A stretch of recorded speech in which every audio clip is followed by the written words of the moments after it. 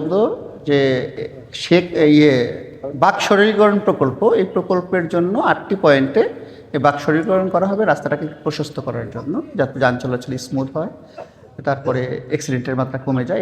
এই কারণে তো এই 8টি স্পটের মধ্যে আজকে আমরা এর জন্য জমি অধিগ্রহণ করা হয়েছে প্রায় 8 একরের মতো। তো আজকে 1.07 একর জমি আমরা ফাঁকা করছি অধিগ্রহণের মাধ্যমে। এখানে যে স্থাপনা ছিল, স্থাপনা এবং জমিটাকে আমাদের আওতার মধ্যে নিয়ে এটাকে রাস্তা করে এই বাঁকগুলোকে সরলীকরণ করে একটু প্রশস্ত করা হবে রাস্তা। এই কারণেই হচ্ছে অভিযান।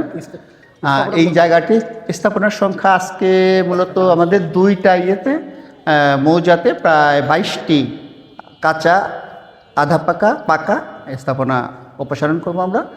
আপনারা দেখছেন যে এর মধ্যেই আমরা বেশ কয়েকটা স্থাপনা অপসারণ করছি এবং এগুলো অপসারণের পরে স্পট নিলামের মাধ্যমে আমরা এগুলো বিক্রি করে সরকারি কোষাগারে টাকা জমা দিয়ে দেবো। আচ্ছা, আরেকটা অভিযোগ আছে, জমির মালিক মানে যারা আছেন এখানে, মানে তাদের টাকা পরিশোধ হয়নি কিন্তু ঘর ভাঙ্গা হচ্ছে।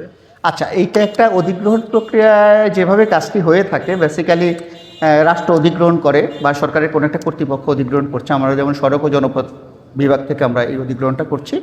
তো করার ফলে এটা অধিগ্রহণ করে যেই ভূমি মালিকরা ক্ষতিপূরণ পাবে, তাদের ক্ষতিপূরণের টাকা জেলা প্রশাসকের কার্যালয়ে এলের শাখায় রক্ষিত আছে সরকারি অ্যাকাউন্টে।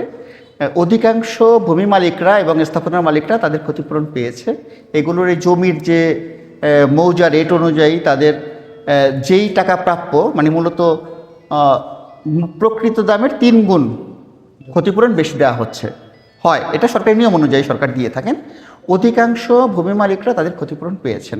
অল্প কিছু বাকি আছে, যারা পায়নি তাদের কিছু অসুবিধা থাকে, যেমন হয়তো উত্তরাধিকার যে জটিলতা আছে, হয়তো ভাই বোন অনেকে মালিক, তারা বন্টননামা করে এই জমি মিউটেশন করেন নাই, এখন 5জনই দাবি করছে। এটা তাদের মধ্যে যদি তারা মিউচুয়াল করে আসে, তারা ক্ষতিপূরণ পেয়ে যাবে।